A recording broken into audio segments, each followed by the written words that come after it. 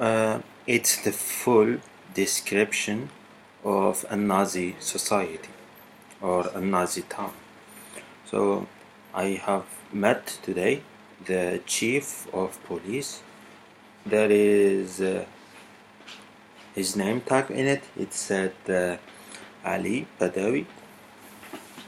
I have been trying to meet him since Friday, May 10th, 2019, when the receptionist told me the chief isn't here. Today we are August 18th, 2019, and it appears it's not a big deal for these people actually to humiliate or bother world power just like that. I couldn't be much more clearer rather than to say that they are willing to commit, to disrespect a higher military institution which is linked to higher education in Sweden, which they are involved actually with several entities, several security entities, several industries, and way more. It is an international broad range.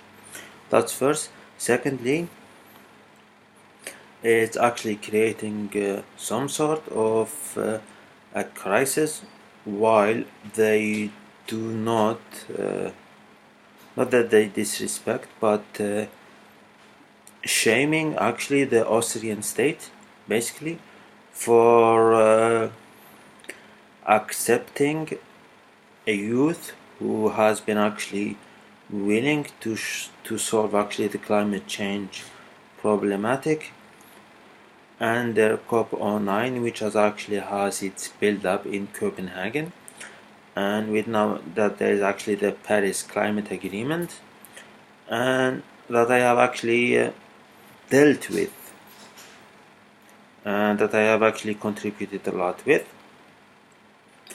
I've mentioned to him that I have written to the Justice Court of the European Union, to the International Criminal Court, and to the Human Rights Court in Strasbourg, and I have written to the Swedish government and to the Austrian embassy in Sweden. I have actually mentioned all of that. They told me to go right again to the prosecutor, and I don't know actually the type of brain derangement that these individuals have.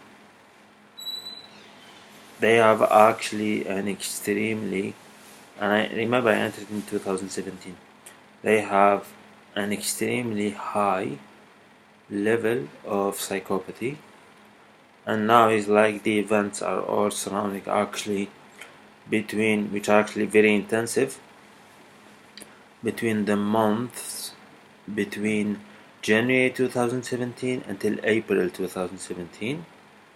These are actually the events which are actually triggered such actions.